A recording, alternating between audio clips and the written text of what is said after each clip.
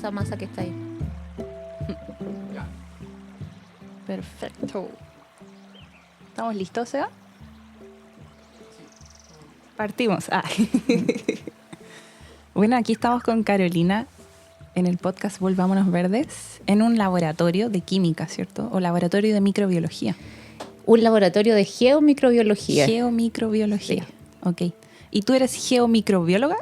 Yo diría que sí, si me tuviera que definir. Sí. Okay. O sea, es difícil definirse. Yo creo que uno trabaja en muchas áreas y va mutando a muchas áreas. Pero en este momento mi línea de investigación es la geomicrobiología. Y antes de que nos expliques qué es eso, la geomicrobiología, son hartas palabras, ¿nos puedes decir cuál fue tu camino hasta llegar hasta aquí? Es largo. ¿Cómo fue? ¿Siempre te gustó la química, la geología, la microbiología? Siempre me gustaron las ciencias duras, por decirlo así. O sea, yo partí estudiando biología en la Universidad Católica, soy bióloga en gestión de recursos naturales. Y yo creo que ahí siempre estuvo ese bichito de la curiosidad de hacer investigación. O sea, yo creo que un científico siempre tiene que ser curioso. Siempre hay algo que te llame la atención. Independiente que sea química, física, biología, algo te llama la atención, hay algo que te está motivando a seguir.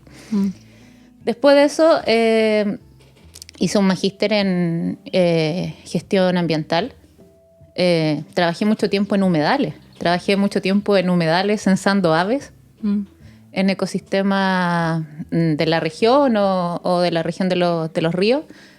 Y ahí más que nada era cómo transmitir la ciencia desde un punto de vista medioambiental, ver la gestión y manejo de estos ecosistemas de un punto de vista bastante ecológico.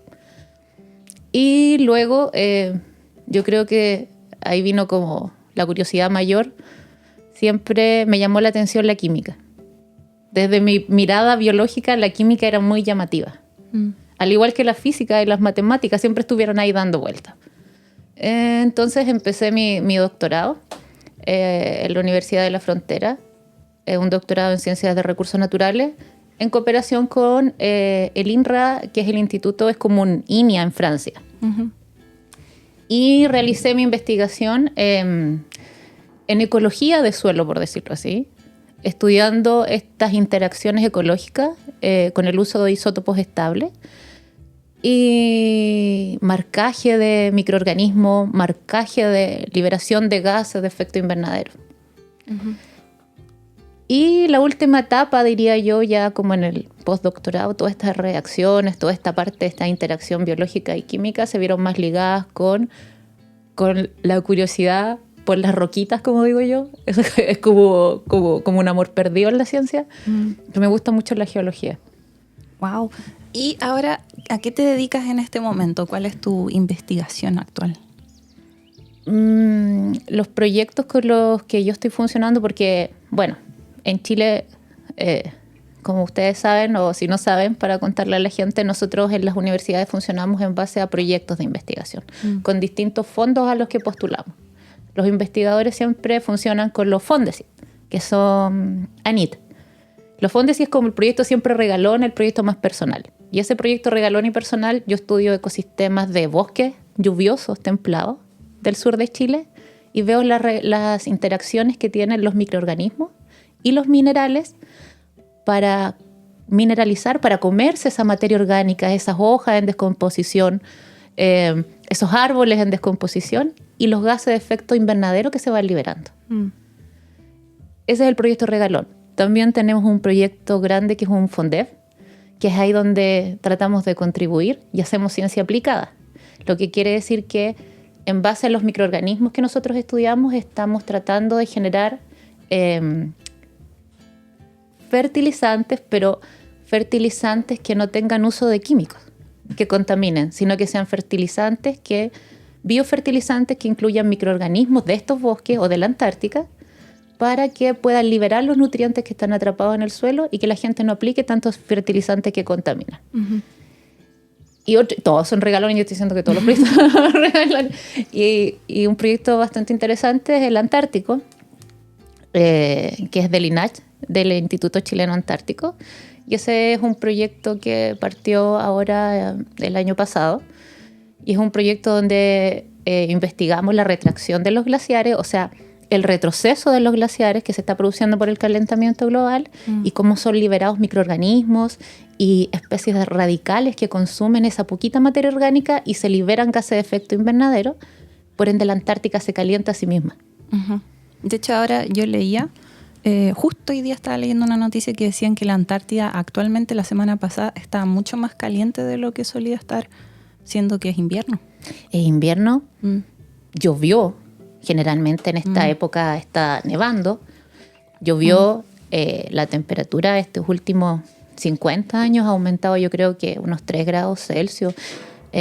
Imagínate que hace, no me acuerdo si el año pasado o antepasado, pero tuvimos una temperatura en la Antártica de 12 grados. 12 grados, o sea, eso jamás se ha visto. Es más de lo que actualmente estamos experimentando aquí en Temuco. Exacto, o sea, si piensas que esas grandes masas de hielo se pueden descongelar, el impacto que eso tiene, no solamente porque está, bueno, perdiendo el agua, que en realidad es el reservorio que tenemos, pero además esa agua, por ejemplo, se está yendo a la bahía, al mar directamente.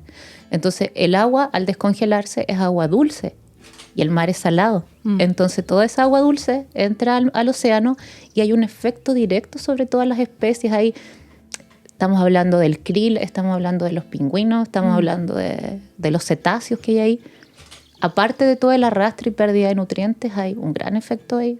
Claro, me imagino que era siempre normal que hubiera derretimiento y esa agua dulce que entraba, pero que seguramente ahora es mucho más. O sea, claro, es mucho más. O sea, hace, no sé si me quiero tirar con fechas, pero hace un tiempo, por ejemplo, en la Antártica continente mismo, se derritió lo que fue la plataforma Larsen, que era una plataforma de kilómetros. O sea, es una masa de hielo enorme que está entrando al océano. Obviamente todos los glaciares se derriten y se vuelvan a congelar. Hay como un superávit de agua que se va reponiendo. Pero en este caso no estamos reponiendo ese superávit de agua dulce, por así decirlo. Entonces ahí hay una gran pérdida. Sí. Y hablando de eso, ¿tú ya has ido varias veces a la Antártida a hacer investigación? Nosotros vamos en las ECA, que son expediciones científicas a Antártica.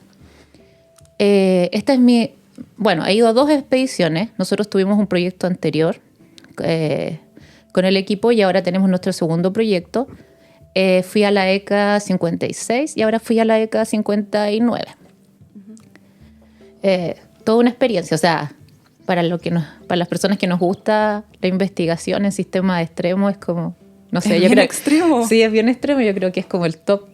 Sí.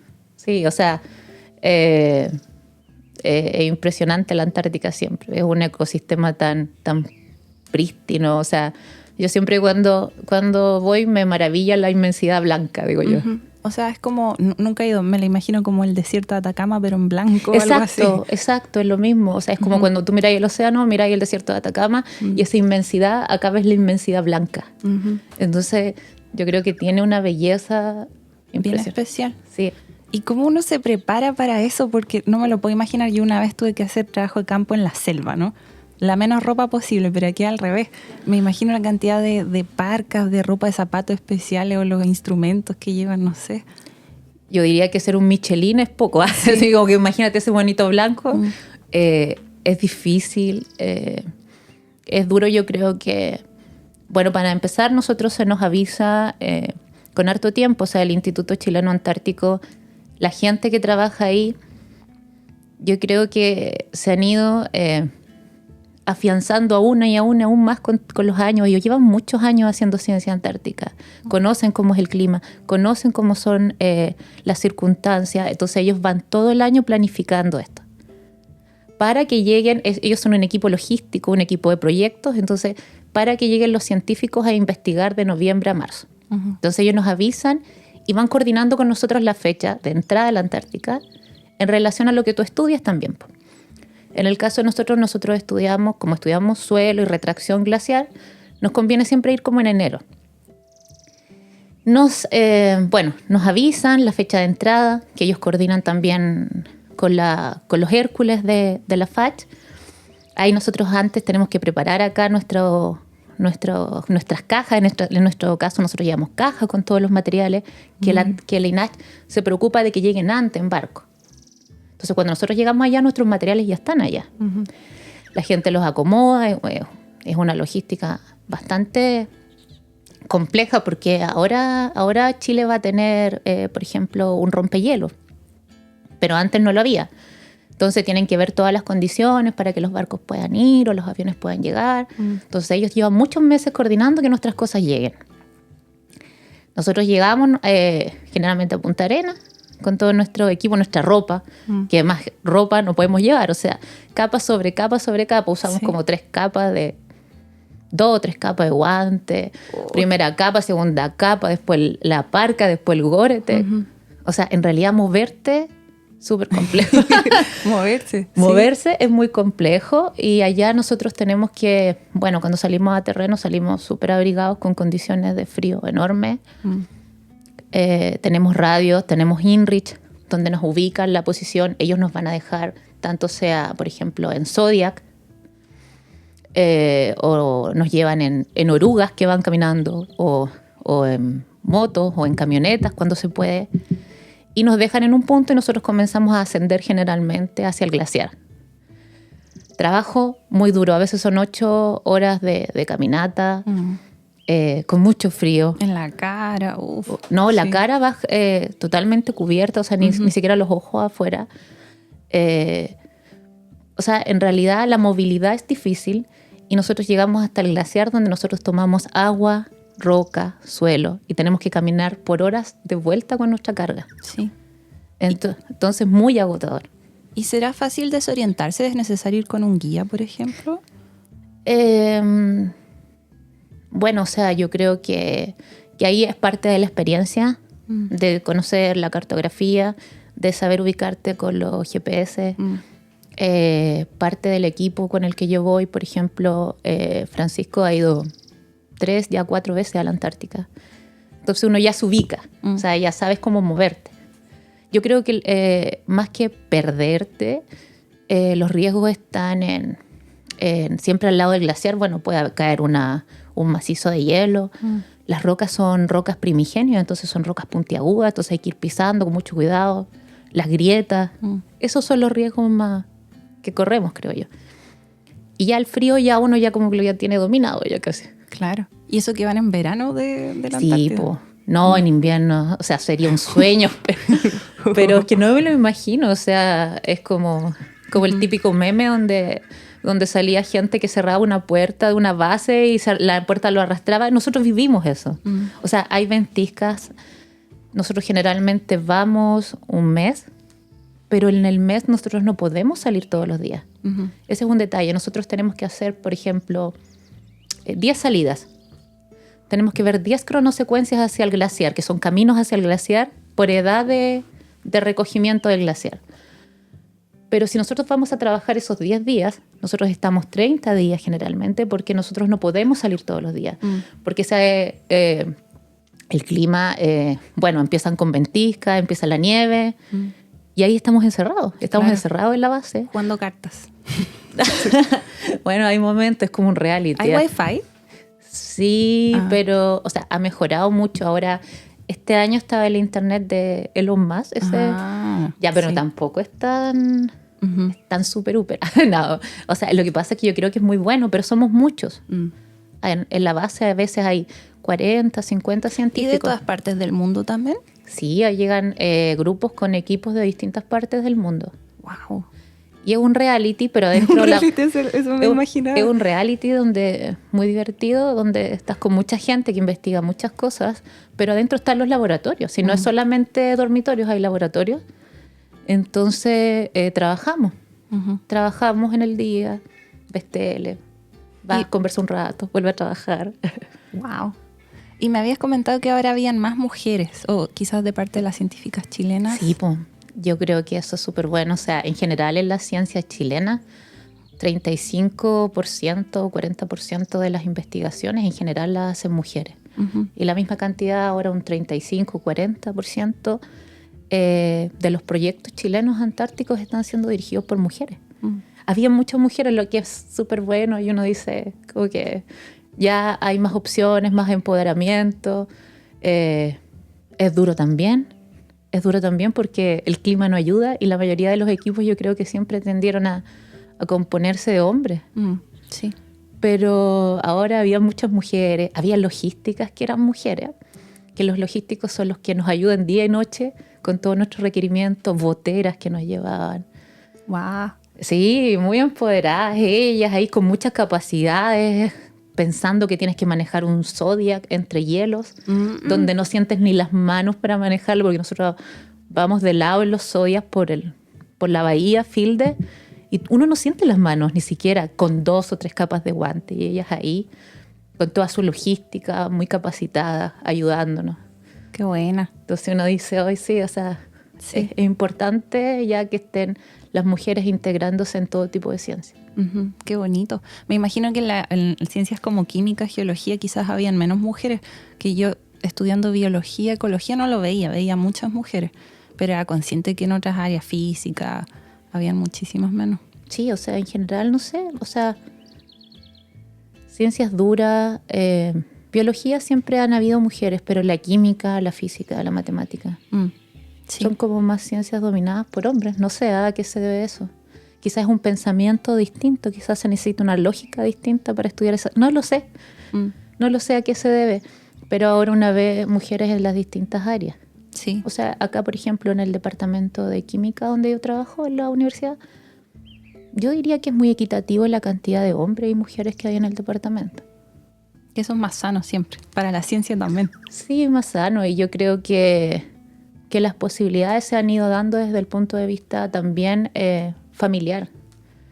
Porque las mujeres siempre tenemos una carga familiar que es en el sentido de que, bueno, no una carga para nosotros como familia, sino para el mundo laboral, donde tenemos hijos, tenemos que a veces retrasar nuestras carreras, en el sentido de que necesitamos pasar por todo el periodo con nuestros hijos pequeños. Entonces, a veces para los hombres es mucho más fácil, porque ahora los papás están mucho más involucrados. Entonces yo creo que eso ha generado que los papás se involucren más, que las mujeres puedan estar más en ciencia. Sí, exacto. Y entrando más en tu investigación, hablaste harto de suelo, de microorganismos. Para dejarlo claro desde el principio, microorganismos, ¿a qué se refiere específicamente? ¿Es todo lo pequeño? Es todo lo pequeño, es todo lo que a veces vemos y no vemos. No, hablamos de bacterias, de hongos. También de hongos. De virus. De nematodos, que son ya, bueno, desde lo más grande a los más pequeñitos. A mí principalmente, bueno, en mi investigación yo empecé trabajando con hongos, que son los grandes componedores de los bosques. O sea, no sé si te has dado cuenta que cuando tú vas a los bosques acá del sur de Chile, que son maravillosos, y están esos troncos botados, hay generalmente unas capas blancas. Esas capas blancas que están sobre el tronco son hongos de pudrición, que están comiéndose ese tronco, están descomponiendo ese carbono para que se integre al suelo. Y también hay hongos de distinto color, pudrición parda, pudrición blanca. Yo partí estudiando eso. Después me llamaron mucho la atención las bacterias, ya más chiquitito todavía. Las bacterias son como los grandes sobrevivientes, digo yo, de los ecosistemas, porque, por ejemplo, cuando hay saturaciones de agua, llueve mucho en el sur, los hongos tienden a disminuir su cantidad en relación a la cantidad de oxígeno que haya por la cantidad de agua. Pero las bacterias siguen ahí, siguen sobreviviendo. Cuando hay incendios, que también estudiamos, tenemos otro proyecto sobre incendios, que como está súper relevante ahora con todas las temperaturas, con el aumento de temperatura en el verano. Los suelos, se va toda esta materia orgánica, se queman grandes ecosistemas forestales. Inmediatamente al día 1 o 2 tú ya ves a las bacterias que están trabajando, que están haciendo su pega. Y los microorganismos ahí hacen una pega, en palabras simples para tratar de explicarlo, tienen como... Yo siempre lo veo como un negocio con las plantas. La planta tiene mucho carbono, tiene muchas azúcares. Y a los microorganismos les encanta eso. Les encanta ese azúcar. Pero por otro lado, la planta necesita nitrógeno, necesita fósforo, que está en el suelo, en los minerales, y está asociado en esta materia orgánica. Entonces ellos hacen ahí su negocio. El árbol le dice, bueno, yo por mis raíces te voy a dar exudados, que es mucho azúcar. Tú te la comes, pero necesito que me des nitrógeno, fósforo y otros nutrientes. Claro. Entonces las bacterias o los hongos son mineros. Van, minan esa roca, esa materia orgánica y liberan esos nutrientes, se comen el azúcar y los nutrientes se van a la planta. Uh-huh. Entonces ellos tienen una interacción de dame y yo te doy. Uh-huh. Y es por eso, por lo mismo que cuando ponen plantas en la estación espacial sin microorganismos no funciona. Uh-huh. Las plantas no crecen sin ellos. Claro, hemos escuchado harto y ya hemos tenido 3 episodios acerca de los hongos específicamente. Sí, de cómo se relacionan con las plantas, los hongos micorrízicos. Pero aparte también hablas de bacterias, quizás virus también que forman parte de todas estas interacciones. Ya, esos son los... Es que los virus es algo que... Esa es como... Yo creo que es como la próxima investigación, los próximos proyectos. Si bien ahora hemos identificado virus, por ejemplo, antárticos, uh-huh. Los virus son maravillosos. Maravillosos desde el punto de vista que son grandes sobrevivientes. Mira, o sea, trato de explicarlo más simple. A ver, los virus necesitan un organismo para vivir, por uh-huh. decirlo así, para generar sus copias. Ellos no viven si no parasitan a otro ser vivo. Claro. Nos parasitan a nosotros, parasitan una bacteria, parasitan un hongo, parasitan distintos seres vivos. Su capacidad de resiliencia, de estar ahí durmiendo para salir, es maravillosa. Uh-huh. Ahora muchas veces se ha dicho, ¿por qué estudiar los virus? Por ejemplo, porque cuando se va el glaciar retrayendo, salen cursos de agua donde vienen virus. Uh-huh. Lo mismo que pasó con el Antrax. ¿Verdad? Sí, pues el Antrax se sacó del retroceso de un glaciar. Sí. Entonces la gente dice, mejor ni lo vaya a buscar porque mejor para qué lo va a traer. Pero es que naturalmente va a salir. Entonces hay que estudiarlo para conocer lo que hace y cómo se integra. Sus estructuras de los virus, la forma en que se enlazan. De hecho, se ha hecho ingeniería siguiendo los modelos en que se diseñan. Son como verdaderos robots en miniatura. O sea, a mí me encanta. Sí. He visto como ilustraciones que los tratan de... Parecen robotitos o algo así. Sí, son súper interesantes, creo yo. Y recuerdo haber escuchado que decían que al principio no se sabía si estaban muertos o vivos, que estaban como en la línea entre medio. Es que yo creo que están durmiendo. Uh-huh. Siempre están durmiendo. Sí. Y están ahí. Cuando encuentran un organismo, se pueden reproducir. Su capacidad de copiarse. Uh-huh. Nunca es la misma. Ahí los encontramos. Esa es su debilidad. ¿Cómo se dice? Uh-huh. Y ustedes se enfocan más en bacterias, ¿no? En este momento. En bacterias, en hongos. Más en bacterias, sí. Uh-huh. O sea, yo diría que más en bacterias en este momento, porque como los estamos viendo asociados a los minerales, generalmente las bacterias son las que hacen los procesos de mineralización, formación. ¿Mineralización se refiere como a romper? Eso es más meteorización. Uh-huh. Bueno, a ver, la Tierra está compuesta de rocas. Esas rocas llegan a ser suelo. Para que esa gran roca se vuelva suelo, se tiene que romper. Entonces la meteorización es el proceso de romper ese material. Y ese material se va rompiendo hasta formar arena, limo y arcilla, lo que conocemos. Entonces esa meteorización, que es lo que nosotros estudiamos, se produce tanto por fenómenos químicos como el efecto del agua, el efecto del oxígeno, el efecto de distintos elementos que pueden descomponer esa roca, como también los microorganismos que descomponen esa roca, y es una ruptura biológica, por decir, meteorización biológica. Uh-huh. Entonces las bacterias principalmente ayudan a descomponer esa roca. Y formar suelo. Exacto. Claro. ¿Y mineralización era...? Mineralización es el efecto donde se consume, se mineraliza ese carbono y se transforma en gases de efecto invernadero. Uh-huh. La materia orgánica, esas hojitas del suelo, todo ese colchón de materia orgánica que uno ve en los bosques cuando pisa, eso es consumido por microorganismos. Uh-huh. Entonces un microorganismo necesita hacer un uso del carbono, que se llama. Y ese uso del carbono puede ser 50% para respirar, 50% para crecer. Entonces, el microorganismo se come esa hoja y ocupa 50% para crecer en cuerpito y crecer en otro y reproducirse, y un 50% es liberado como CO2 o como metano, que es lo que calienta y genera este efecto de gases de efecto invernadero.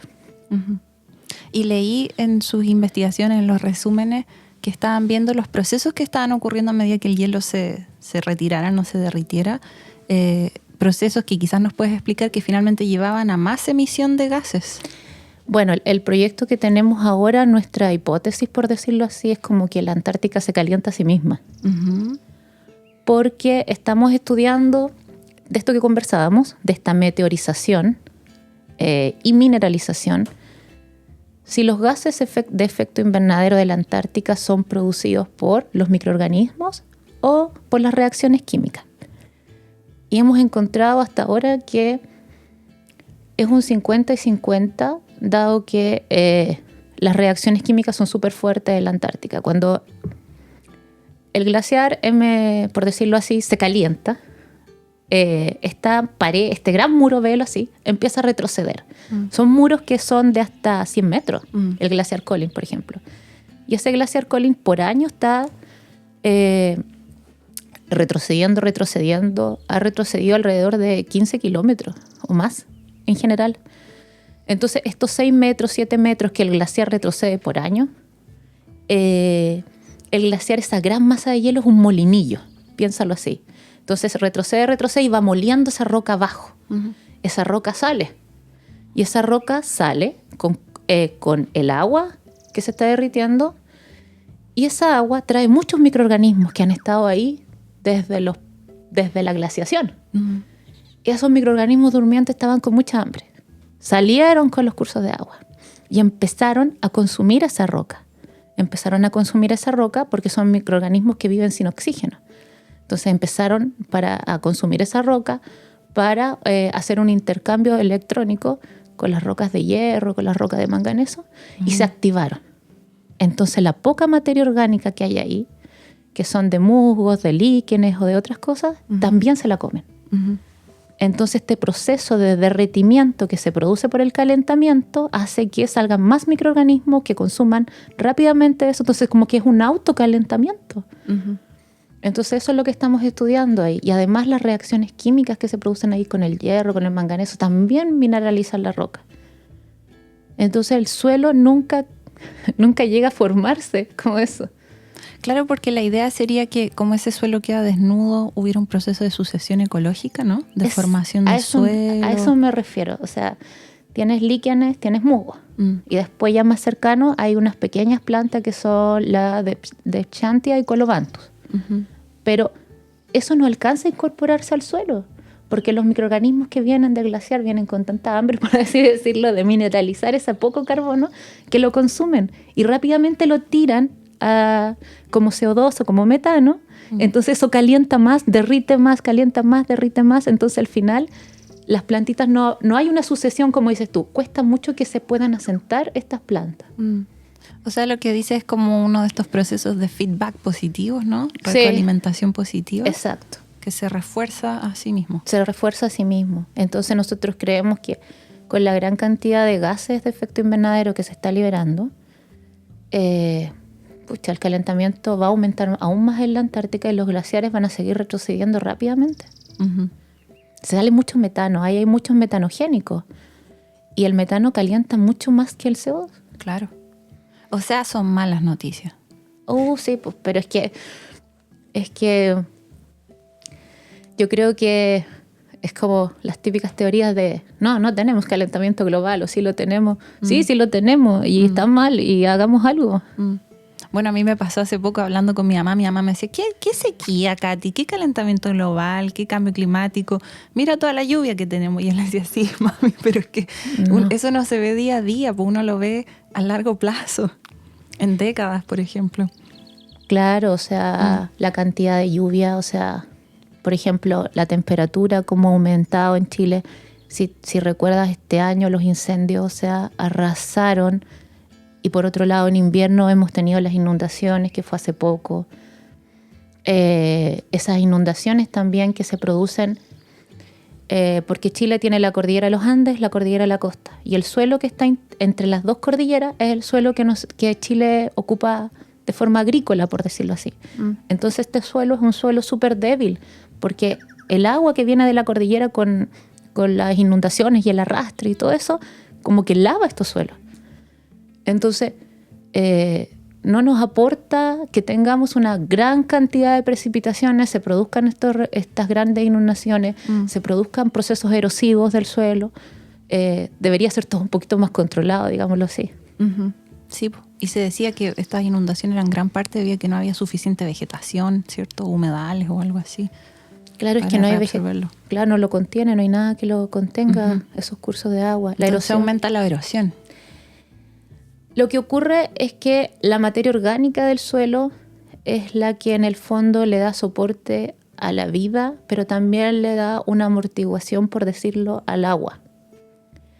La materia orgánica es todo lo muerto que entra al suelo, todo lo orgánico, tanto microorganismos como material vegetal, como animales. Y esa materia orgánica que se incorpora y se une a los minerales hace esta esponja que yo te decía.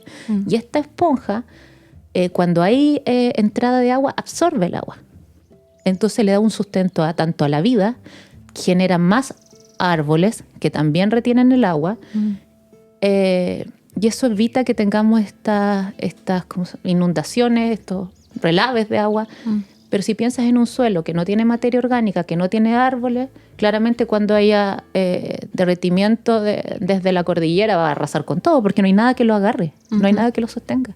Claro, y cuando ocurre la erosión, lo que pasa es que se está perdiendo el suelo, ¿no? También, pues sí, la erosión es la pérdida del suelo, la pérdida de esa materia orgánica, la pérdida de la posibilidad en el fondo de tener vida, porque el suelo es el sustento de la vida. Entonces, si no tienes nutrientes, no tienes materia orgánica, no tienes suelo, por así decirlo, claro, te queda solamente la capa mineral.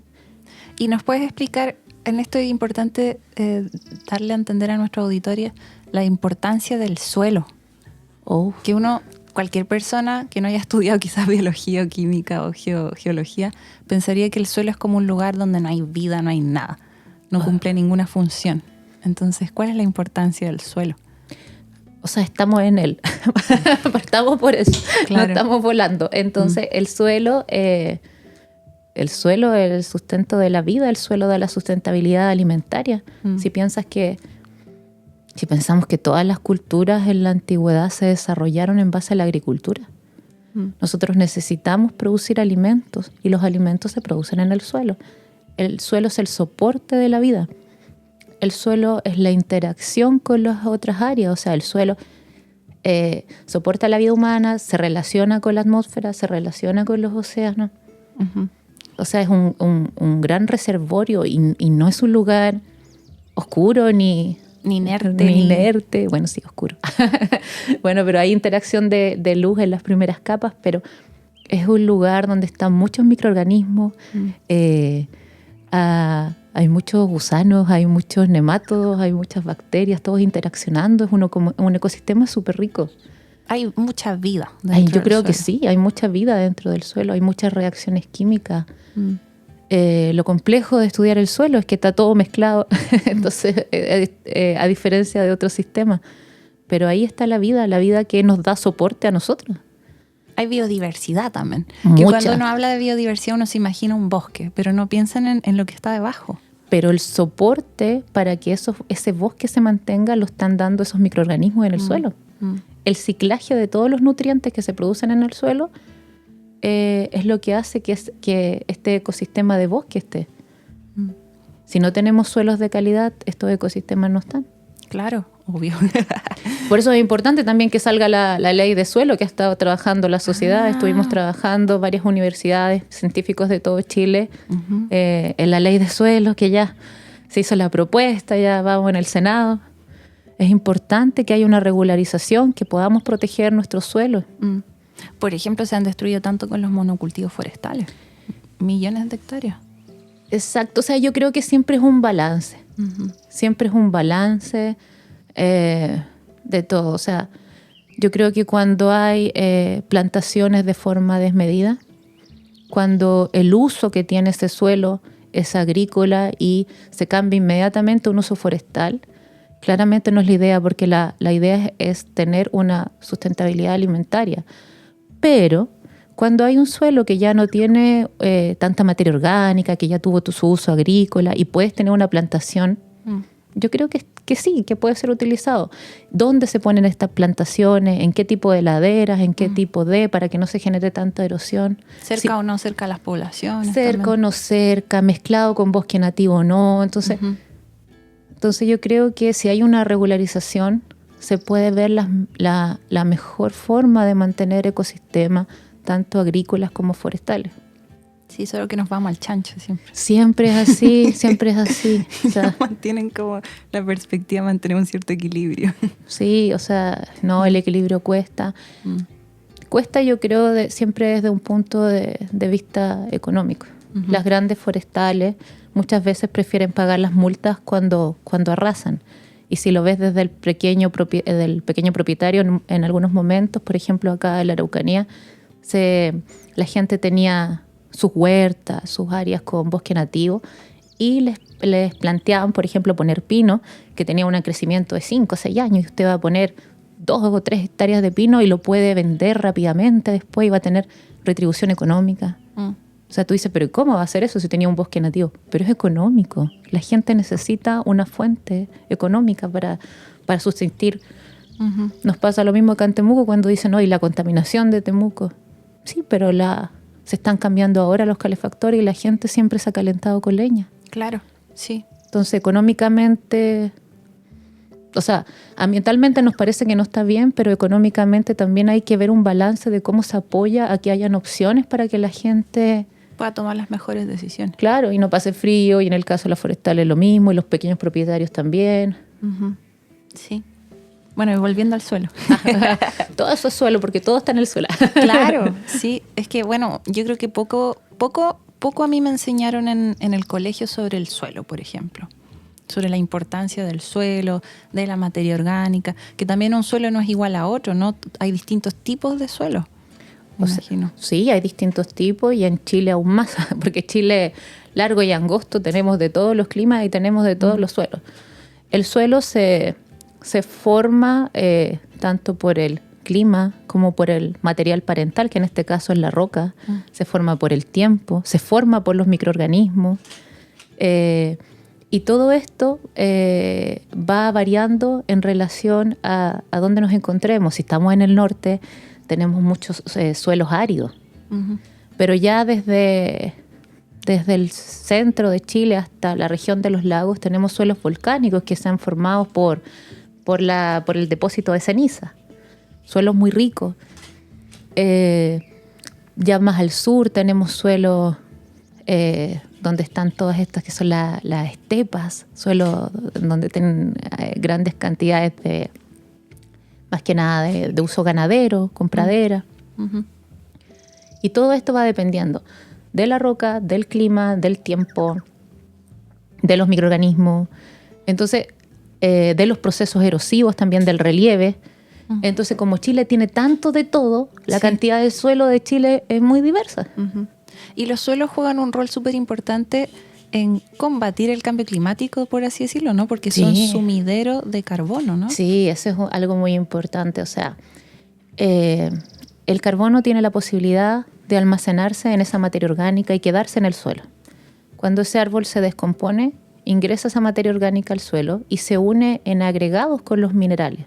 Se une esa unión, hace que el carbono pueda quedar ahí, almacenado, como dices tú. Y al quedar almacenado, significa que no va a ser liberado como gases de efecto invernadero. ¿Qué hace que se quede almacenado? La arcilla que haya, el mineral. Los suelos volcánicos tienen arcillas halofánicas, y las arcillas halofánicas pueden unir 40 veces más carbono que otros tipos de suelo. Entonces, es muy importante estos suelos de acá del sur de Chile, los volcánicos, para almacenar carbono. Lo mismo los océanos, pero los suelos son grandes sumideros de carbono. Nosotros queremos que esa materia orgánica quede ahí. Los bosques hacen de sumidero con su suelo, porque estos bosques del sur de Chile, que a mí me gusta estudiar, son lluviosos, son templados, se mantienen ahí fríos y durmientes todo el año. Esos microorganismos también a veces están durmiendo ahí. Entonces la mineralización es lenta, a diferencia de si tú piensas en un suelo como, no sé, suelos tropicales que están Claro. lloviendo y la temperatura y esos microorganismos están súper activos, acá están durmiendo. Entonces almacenan gran cantidad de carbono y son sistemas lentos. Entonces ese carbono no sale tan fácil. Ujú. Había escuchado que también más en la Patagonia, en las turberas, también había mucho almacén de carbono, ¿no? En el Más suelo. metano. Ujú. Las turberas son... Bueno, la turba es como una masa vegetal que se pone sobre los humedales. Y el metano es producido por estos microorganismos metanogénicos abajo de estos humedales. Entonces esa turba se acumuló por años hasta este último tiempo que llegaron los castores. O la gente empezó a vender la turba, la venden como... Mira, yo lo que yo he visto es como que la venden así como una paja para hacer adobe, una cosa... No lo tengo muy claro, pero están rompiendo los humedales, entonces se libera toda la cantidad de metano que sale ahí como burbuja. Y el metano calienta mucho el ambiente. Wow. Y en la Antártica me imagino que hay otro tipo de suelo totalmente distinto, ¿no? También esos suelos tienen influencia volcánica. Habían volcanes ahí. Sí, y habían bosques. Claro, eso es difícil de imaginarse. Hace Sí. millones de años, ¿no? Sí, hay, bueno, la gente que trabaja más en paleontología y todo eso, pero ahora, por ejemplo, cuando se retrae el glaciar, se pueden ver áreas de la Antártica que hay material vegetal que se descubre. Entonces habían bosques, bosques de coihue, de los mismos que hay acá, de notofagos, así. Wow. Sí, pues son bosques enterrados. Y el suelo ahí, bueno, principalmente tiene formación volcánica de los volcanes de la Antártica o formación por la materia orgánica de los pingüinos, son ornitosoles, las fecas de los pingüinos. La mayoría de ellos también permafrost, que significa que son suelos que pasan congelados casi todo el año, con gran cantidad de metano y CO2 que queda almacenado. Entonces, no son tan distintos, no son tan distintos a lo que uno pudiera pensar. La única diferencia es que la mayoría de los suelos que están ahí son más nuevos. Por eso los estudiamos allá, porque están recién formándose. Han ido lentamente formándose, a diferencia de estos suelos de acá que se rompen más rápido, se han formado con una meteorización mucho más acelerada, por decirlo así. Y eso que están estudiando ustedes, lo que me habías mencionado antes, de este proceso de meteorización, de los microorganismos que estaban latentes, que despiertan, que después hay procesos químicos que se liberan gases.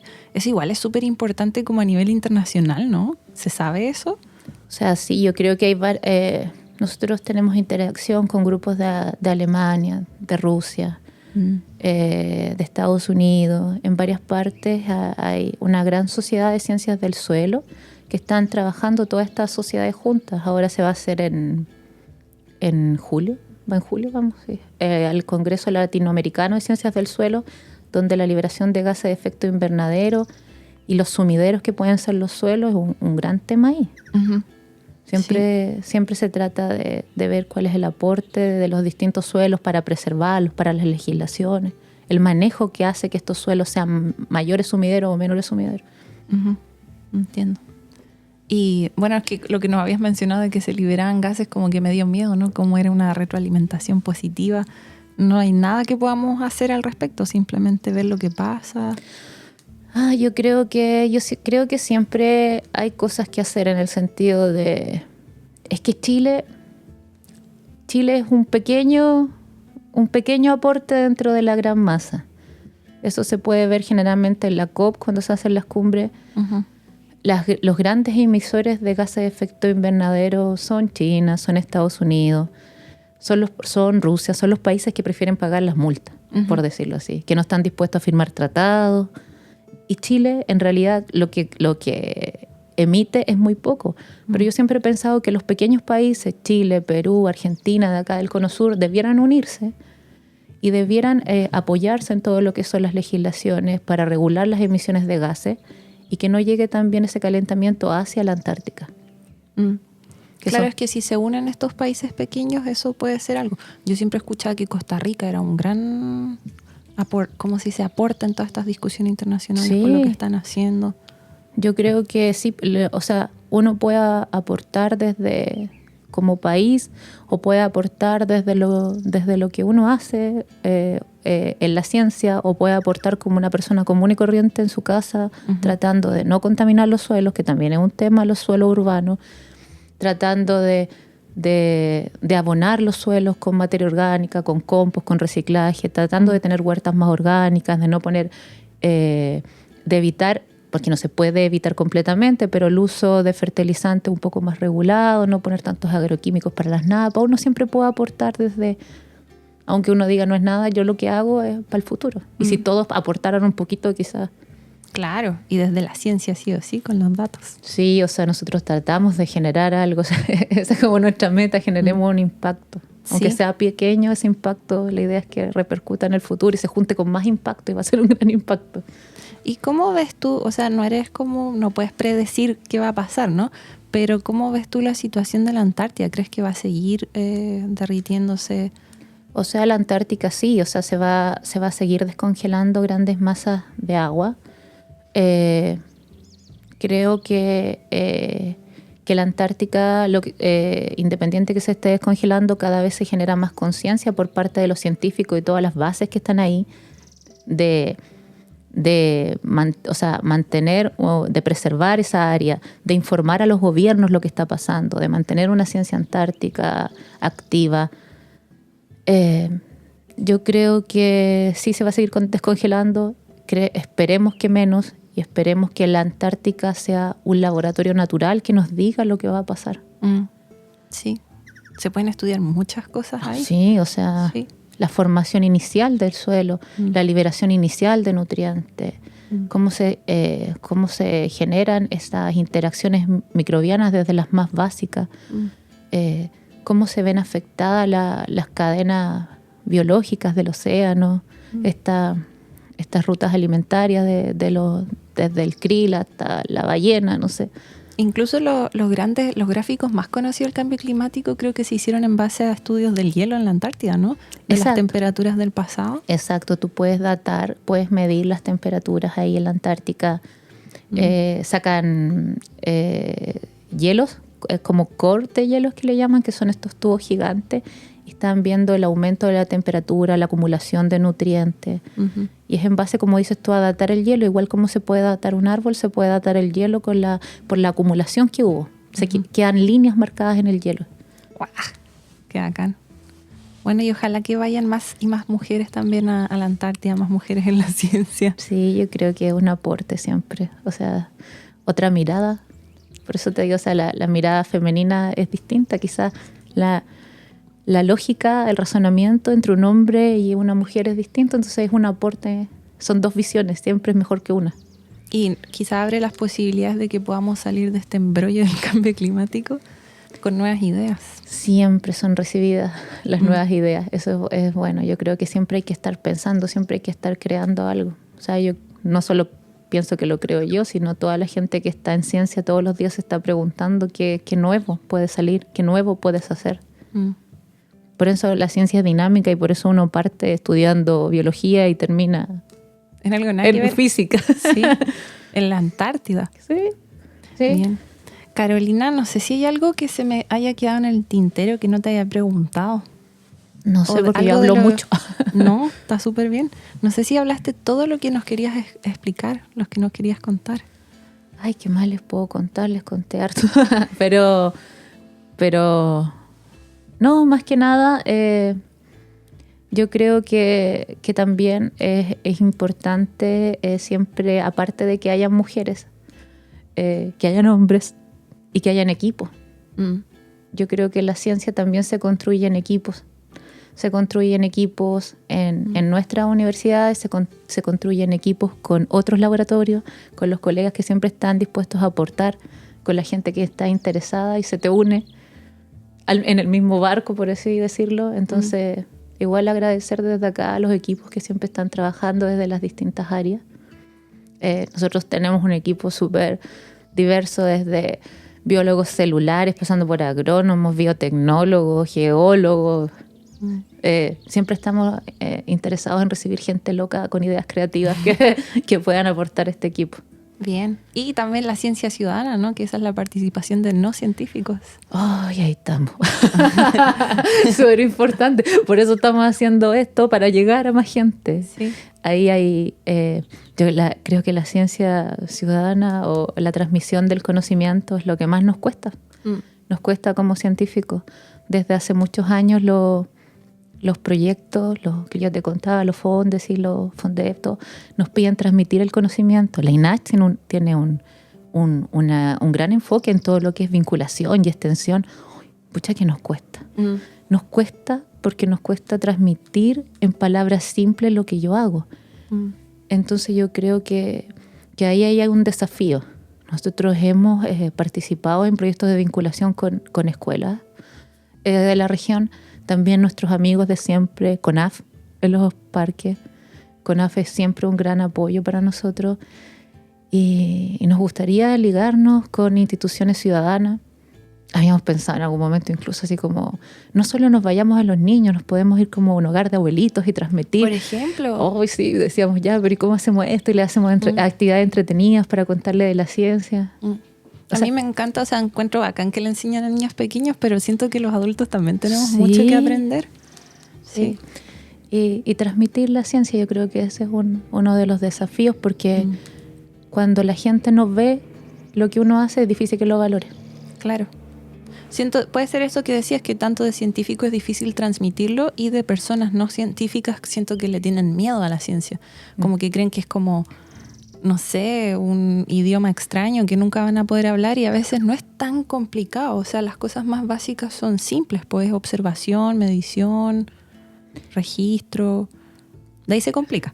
De ahí se complica, pero sabes que yo creo que cuando tú puedes explicar tu trabajo de una forma simple es que lo entiendes. Claro. Si no lo puedes explicar de una forma simple es que te enredaste en algún paso.